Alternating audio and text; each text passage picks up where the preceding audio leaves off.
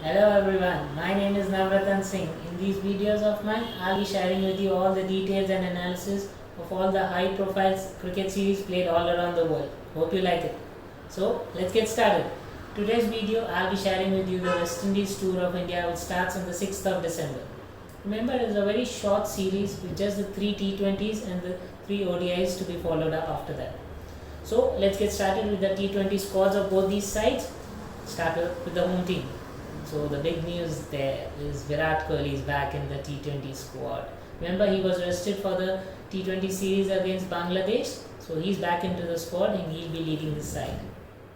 Who else? Shikhar Dhawan misses out due to injury and his replacement will be Sanju Samson.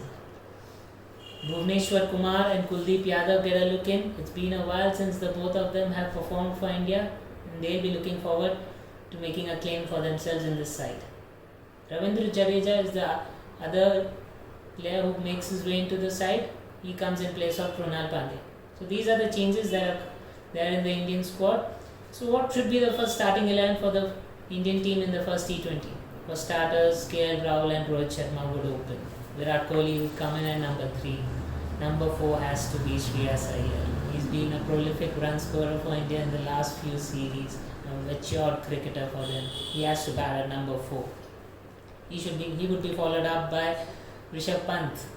Many of you would disagree why Rishabh Pant is there in this team, but this team management has backed him, so he would be there in this team as the main wicket-keeper batsman. And I also have to note down that he is the only left-handed batsman in the top 5, so he would come in at number 5. Rishabh Pant would be followed up by the all-rounders Shivam Dube, Washington Sundar. Both of them have had very good series against Bangladesh. Then the bowlers, Yuzvendra Chahal and either of Bhuvneshwar Kumar or Mohammad Shami would come in, and either Kuldeep or Ravindra Jadeja would make a claim from them. And the last but not the least has to be Deepak Chahar. What a series he's had against Bangladesh, the hat-trick in the final T20. The last few series, Shreyas Iyer and Deepak Chahar have been the most standout performers for India. So that's the Indian team. Remember, there's a T20 World Cup coming up in the next year in Australia, so India would want to finalize their squad as soon as possible. That's the reason many players have been given these chances. So that's it for the Indian team. Let's have a look at the West Indies squad. Many big names are missing over there. There's no Chris Gayle. There's no assurity whether he'll be playing the T20 World Cup or not. Sai Hope has been dropped. Alzari Joseph has been dropped. Kemar Roach is not there. Andre Russell is injured, so is Sunil Narayan. So many top big players missing from this West Indies squad. So who have they gone for? Gone for the domestic performers. Brendan King, the highest scorer in the CPL, gets a look in. Then there's Kieran Perry, the slow left-arm orthodox bowler. They've gone in and Hayden Walsh, the young talented fast bowler. Who else is there in the squad? Evan Lewis loves playing against India, doesn't he? He's scored 2 international T20 hundreds. Both of them have come against India. So he'll be opening for West Indies for sure. Who else is there? Shemron Hitman is there in the squad. Nicholas Pooran, the young wicket-keeper batsman, is there in the squad. Unfortunately, he won't be available for the first T20 because of his 3-match ban against Afghanistan for ball tampering issues. But he should be available for the second T20 and he will be playing there. Who else? Sheldon Cottrell. He'll have to lead the bowling attack for the West Indies team. What is the biggest advantage for West Indies when it comes to the T20? It's the set of all-rounders, all big-built West Indians. They can bowl, they can bat, they can punch the ball out of the ground, hit a few big hits, brilliant fielders. So what do I have in the all-rounders? Fabian Allen is there, Keemo Paul is there, Kesrick Williams is there, Sherfin Rutherford, Jason Holder and the big captain Kieron Pollard. If West Indies are to compete with India in this series, Kieron Pollard will have to play a big role for the West Indies. So that's the West Indies squad.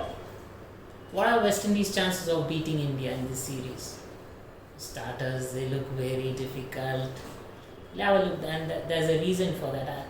The ICC rankings for both these teams will give you a more clear picture. India stand in at the 5th position in the ICC T20 rankings Though they are in the middle of the table, the point difference between the top 5 teams is a mere 10 points. So, series victory for India here would surely take them closer and higher up in the rankings. So, where does West Indies rank? Ranked at 10th position, just above only Zimbabwe. And that's the reason why West Indies don't come into the series with any more chances of winning. Their performances in the T20 series in the last 2 years has been very poor, even more against India. The last win against India came way back in 2016, in the 2016 World Cup in India. Every one of you must be remembering that game. Lendl Simmons played a wonderful knock, took his team into the finals, and eventually West Indies went on to win the World Cup. So that's been a while since West Indies have beaten India in the shortest format.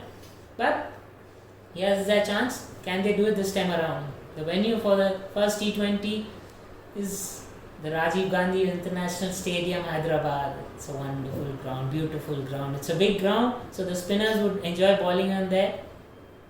But normally it's a very high scoring ground.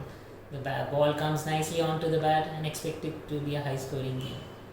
So what are the West Indies chances? I think the only chance of beating India is if they can win the toss and insert India to bat first. Remember the series against Bangladesh? That's the only one concern where India has not been good in posting up good scores when batting first. While chasing, they have been very good.